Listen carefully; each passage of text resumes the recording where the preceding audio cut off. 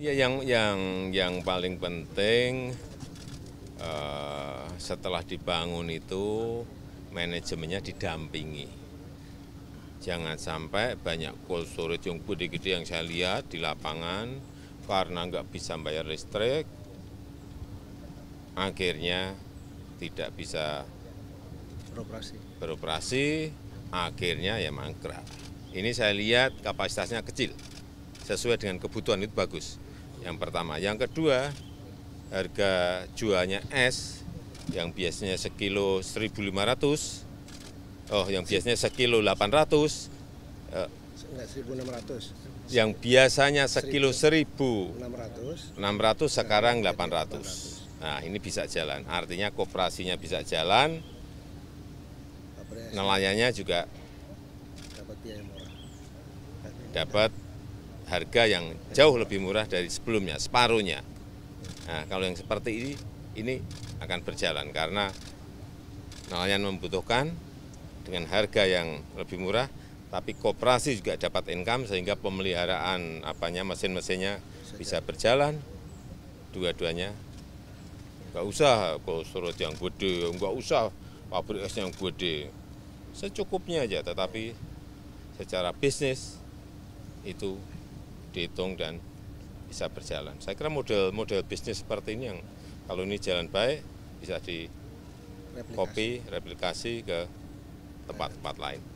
Bagus. Pak, artinya tidak benar ya Pak kalau ada anggapan dari salah satu paslon yang menganggap bahwa Bapak tidak memperhatikan pembangunan maritim begitu ya Pak ya?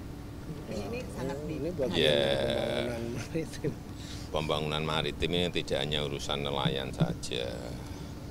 Karena yang namanya sumber daya alam laut kita ini kan bukan hanya urusan ikan, urusan terumbu karang, urusan biota laut, urusan gas di dalam laut yang di minyak di dalam laut. Saya kira sumber kekayaan alam laut kita kan bukan gede sekali, belum nanti budidaya rumput laut kalau dikembangkan di seluruh pesisir yang kita miliki ini juga sebuah potensi yang besar sekali. Tapi sekali lagi yang diperlukan adalah manajemen lapangan yang baik, memperbaiki skill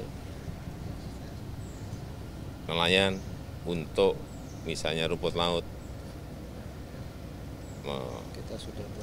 memanage dengan manajemen modern sehingga bisa dalam jumlah besar, sehingga bisa masuk ke supply chain nasional, bisa masuk ke supply chain global. Pak, izin satu lagi di luar info ini boleh ya Pak, tanggapannya tentang Ketua KPK Ketua KPK sudah menjadi tersangka. Hormati semua proses hukum. Hormati semua proses hukum. Pak Presiden, ini kan untuk potensi laut di Biak ini kan diprediksi bisa menghasilkan devisa 1 triliun lebih. Ini Pak, tanggapannya silakan Pak. Yang perlu dilihat lagi adalah infrastruktur,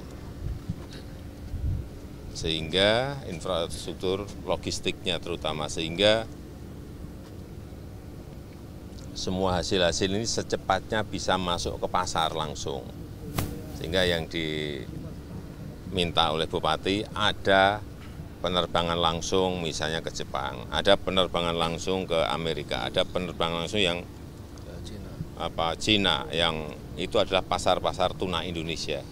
Tidak usah lewat tangan kedua, tangan ketiga. Saya kira ini akan bisa memperbaiki harga dan juga kesejahteraan nelayan akan mendapatkan imbasnya. Jadi yang saya lihat itu, jadi membutuhkan